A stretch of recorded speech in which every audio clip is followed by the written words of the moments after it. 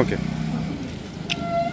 కేంద్ర ప్రభుత్వం నీట్ పరీక్షలు నిర్వహించడంలో విఫలమైందని చెప్పి దేశవ్యాప్తంగా విద్యార్థులకు మీరు ఆందోళన చెందుతూ ఉంది.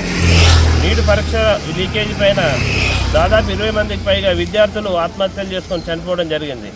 దానికి నిరసనగా సోనం వాంగ్చుక్ అనే ఒక సైంటిస్టు ఢిల్లీలో నిరాహార దీక్షలు చేస్తుంటే ఆయనని దీక్ష విరమింపజేస్తామని చెప్పేసి బలవంతంగా ఆర్ఎస్ గుండాలు వాళ్ళని దాడి చేసి ఎత్తుకుపోవడం జరిగింది.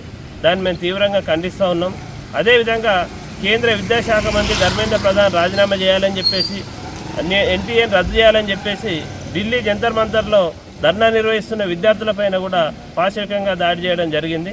విద్యార్థులు చేస్తున్నటువంటి వాళ్ళ నిరసనలపైన ప్రభుత్వం స్పందించకపోవడం అనేది శోచనీయం. మనం ఈరోజు దేశంలో ప్రజాస్వామ్యం ఉన్నదనే ప్రశ్నించే పరిస్థితి వస్తూ ఉన్నది.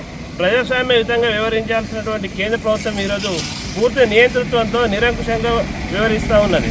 నిన్న విద్యార్థులు సెలవు పార్లమెంటుకు పిలుపునిస్తే విద్యార్థులకు స్పందించాల్సింది పోయి పోలీస్ బలగాలను పెట్టి, పారామిలిటరీ బలగాలను పెట్టి, కేంద్ర బలగాలను పెట్టి విద్యార్థులపైన తీవ్రంగా దాడి చేయడాన్ని మేము ఖండిస్తూ ఉన్నాం.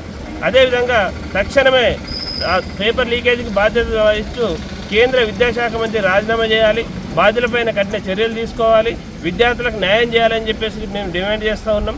లేని పక్షంలో పెద్ద ఎత్తున ఆందోళన కార్యక్రమాలు నిర్వహిస్తామని చెప్పేసి కేంద్ర ప్రభుత్వాన్ని హెచ్చరిస్తూ ఉన్నాం.